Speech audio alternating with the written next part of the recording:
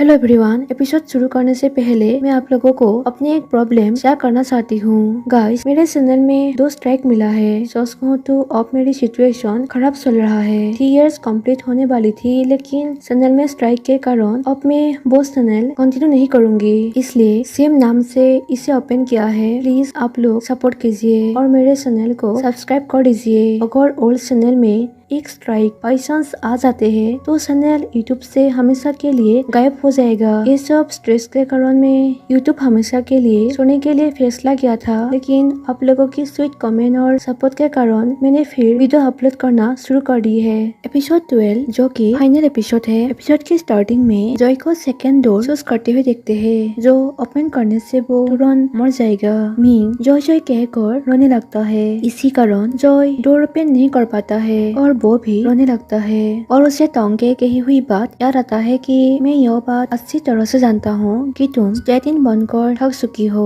लेकिन मुझे नहीं पता कि तुम शॉर्टकट अपनाओगी। तुम जो कर रही हो उसे अभी रोक दो, इससे पहले कि उसके फैमिली को पता चल जाए। मैं यह इसलिए कह रहा हूँ क्योंकि मुझे तुम्हारी चिंता है। फिर उसे सोल के कही हुई बात याद आता है कि ये लोग सिर्फ सेलिब्रिटीज को ही डेट करते हैं। वो तुमसे प्यार नहीं करता, वो सिर्फ गिल्ट फील करता है। क्या तुम मुझसे प्रॉमिस कर सकते हो कि तुम उसके पास वापस नहीं जाओगे? ऐसे उसे सभी पर्सन की बात याद आते हैं जो प्यार के लिए उसे सुनना पड़ा था, और वो फर्स्ट तो ओपन करते हैं और मिंग के साथ बिताए सभी अच्छे पलों को याद करते हैं। और उसे मिंग की यह कही बात याद आते हैं कि क्या अब तुम मुझसे प्यार नहीं करते? क्या तुम नहीं चाहते कि मैं तुम्हारे घर आने का और इंतजार करूं? और मिंग ने अपने लाइफ टाइम सेविंग और जॉय के बीच जॉय को चूज किया था, यहाँ तक कि गैंगस्टर के पास जाकर जॉय के जगह खुद को पकड़ने के लिए पैसा भी दिया था। मतलब जॉय के लिए प्यार साफ जॉय को दिखाई देते हैं और वो रोने लगता है। जॉय अपने आंखें खुलते हैं। मिंग उसे हक करते हुए रोने लगता है। जॉय अपने माइंड में कहता है, चाहे मुझे कितनी भी बार चूज करना पड़े वही चूज करूंगा, क्योंकि कोई मेरा वेट कर रहा है।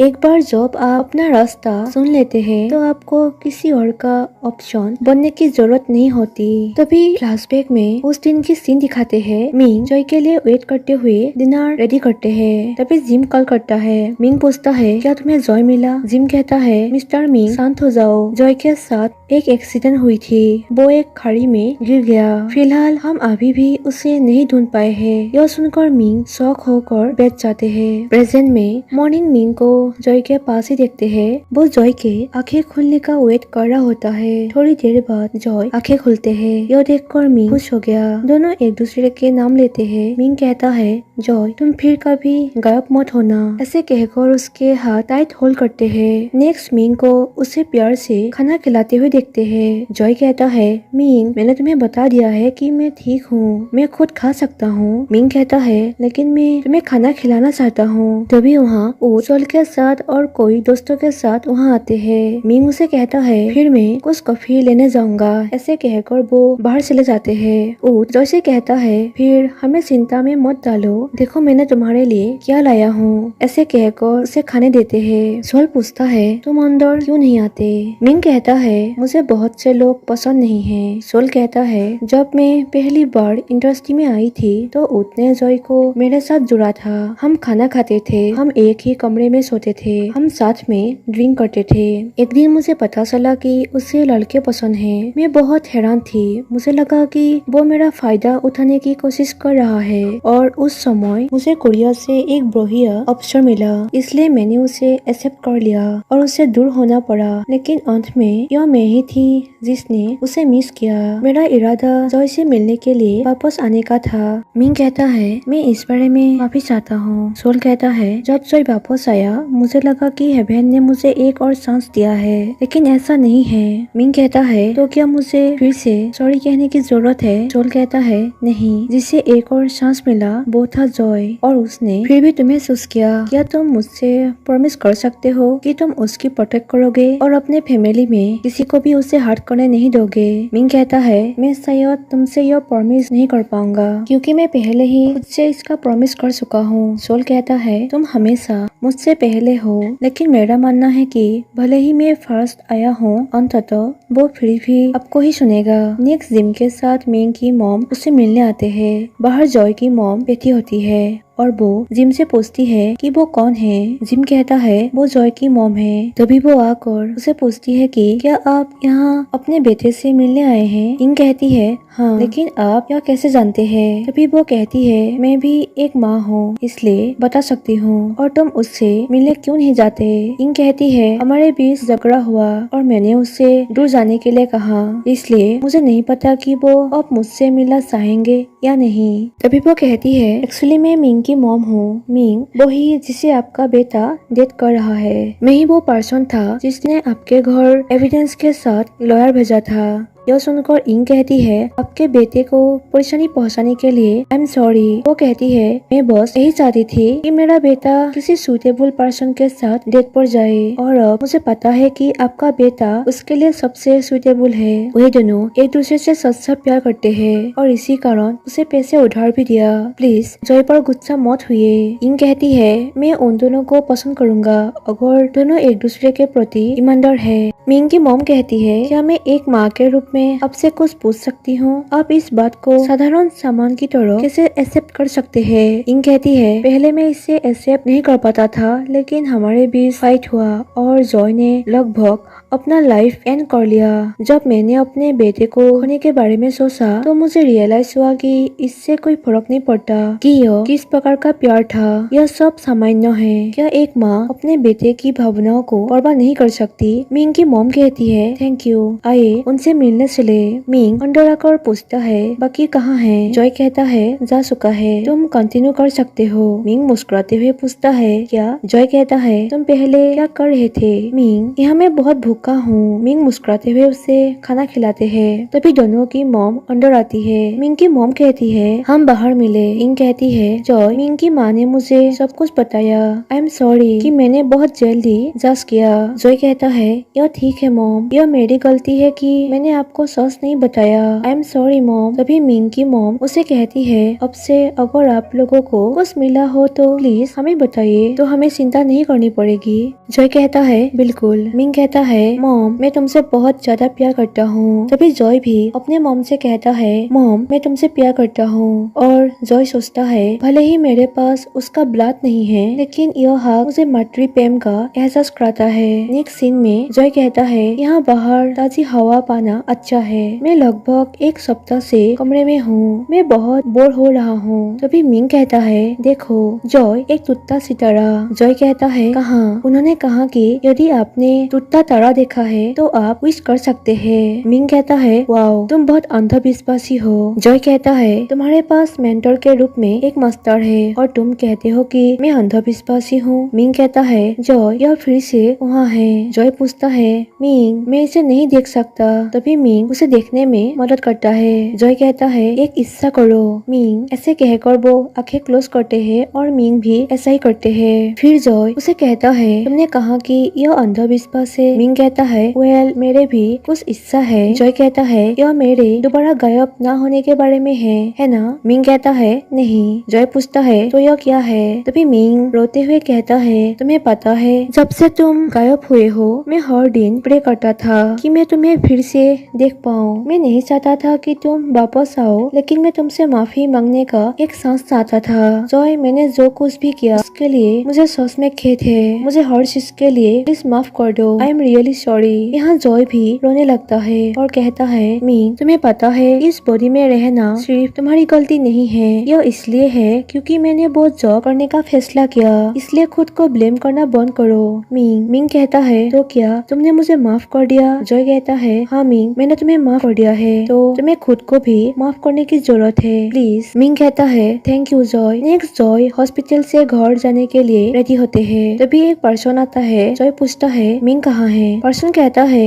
मिस्टर मिंग इसे आपका इंतजार कर रहे हैं, उन्होंने मुझे आपको लेने के लिए यहाँ भेजा है। नीचे जॉय फिर पूछता है मिंग कहाँ है, क्या मिंग ने तुम्हें मुझे लेने के लिए कहा था। पर्सन कहता है हाँ प्लीज कार में बैठे। जॉय कहता है मिंग कहाँ यहाँ है। यदि मिंग यहाँ नहीं है तो मैं नहीं जाऊंगा। तभी जिम कार से बाहर आकर कहता है, मिस्टर जॉय प्लीज अभी कुछ ना पूछे। नेक्स्ट उसे एक अनजान घर में ले आते हैं। जॉय पूछता है, तुम मुझे कहाँ ले जा रहे हो? जिम कहता है, कोई आपसे बात करना चाहता है। हम देखते हैं मिंग के डैड वही होते हैं। डैड कहता है, मैंने सुना है कि माइक ने आपको कुछ पैसे की पेशकश की है। जॉय कहता है, हाँ। डैड कहता है, क्यों? क्या मेरा पैसा तुम्हें नहीं खरीद सकता? या क्या मिंग ने तुम्हें और अधिक दिया है? जॉय कहता है, मैं उसे सब कुछ लौटा दूंगा, इसलिए आपको चिंता करने की कोई जरूरत नहीं है। डैड कहता है, अगर मैंने तुम्हें पैसों से नहीं खरीदा तो क्या होगा? मैं तुम्हें कभी भी गायब कर सकता हूँ और कोई मेरा कुछ नहीं बिगड़ सकता। क्या तुम इस बारे में जानने के बाद भी मिंग के साथ रहना चाहोगे? जॉय कहता है, मेरा लाइफ मुझे अपनी माँ मिल गई है जिसका मुझे ख्याल रखना है और मुझे विश्वास है कि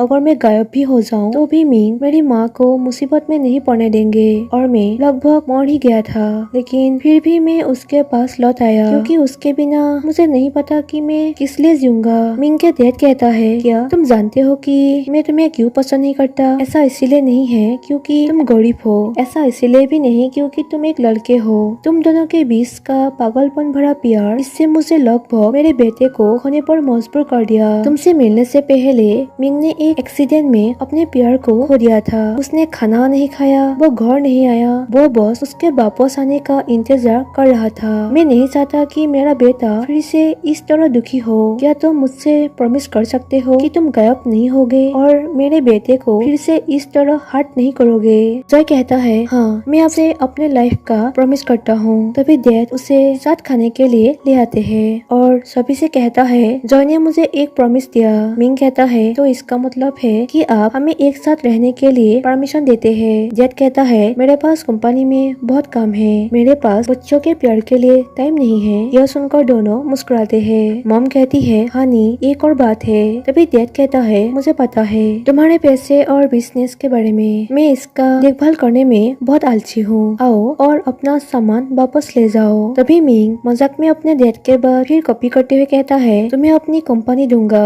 मैं इसकी देखभाल करने में भी बहुत आलसी हूँ। यह सुनकर जॉय कहता है, मिंग। तभी मॉम कहती है, और मैं, भले ही उन्हें गलत लड़का मिल गया हो, लेकिन टोंग वास्तव में कर्ज में डूबा हुआ था।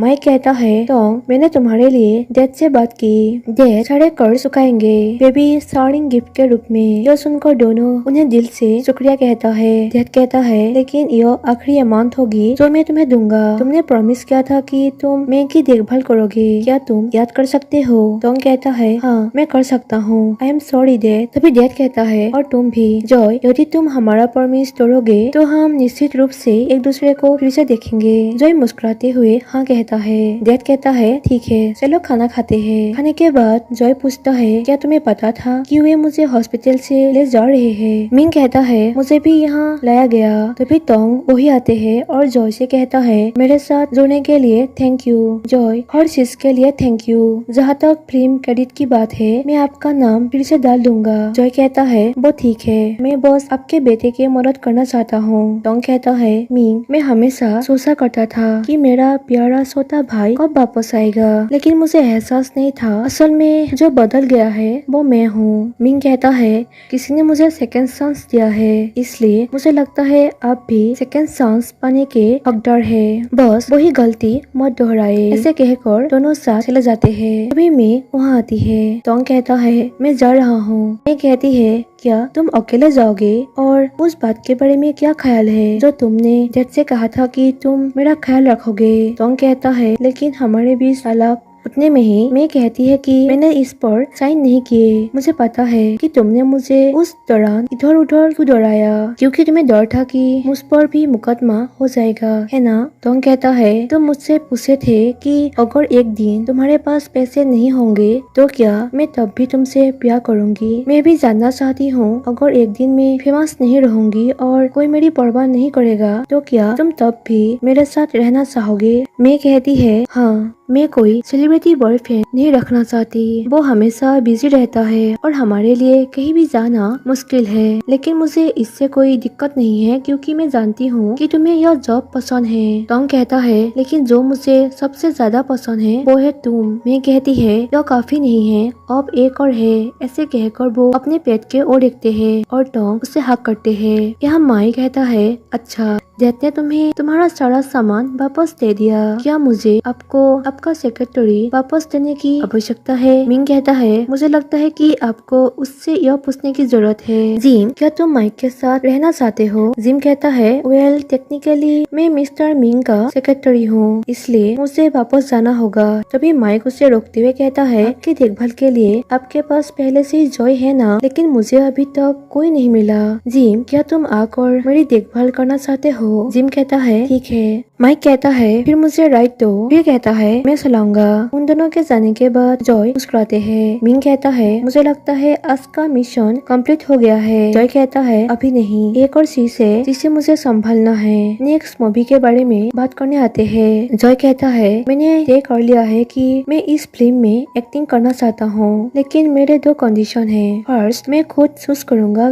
कि मैं प्रत्येक डायरेक्टर की प्रोफाइल भेजूंगा, लेकिन मैं गारंटी देता हूँ वो इस फिल्म के लिए बेहतर होंगे। सेकेंड मैं अन्य एक्ट्रेस की तरह ऑडिशन में जाना चाहूंगा, लेकिन डायरेक्टर को पता नहीं होगा कि मैं इस फिल्म के प्रोडक्शन में शामिल हूँ। मिंग पूछता है यदि वो तुम्हें नहीं चूज करता है तो क्या होगा? जॉय कहता है वेल मैं फिल्म में एक्टिंग करने का सांस कपा दूंगा, लेकिन मिंग तुम चिंता मत करो, उसे मुझे सुनने पर मजबूर कर दूंगा। नेक्स्ट वो अपने फ्रेंड से मिलने आते हैं। उद से कहता है मुझे आपसे कुछ कहना है। उद कहता है बताओ या कन्फेस करो। जॉय कहता है वेल कन्फेस, मिंग और मैं हम ऑफिशियली एक साथ है। I am sorry. उद कहता है तुम अब भी सेम ही हो, लेकिन मैं तुम्हारे लिए ढेर सारी खुशियों की कामना करता हूँ। तुम मेरे भाई हो, लेकिन अब चिंता का विषय एक और भाई है। सोल अपने सभी फ्रेंड्स को बाय कहता है। तभी जॉय वहाँ आते हैं। जॉय कहता है सोल उद ने मुझसे कहा कि तुम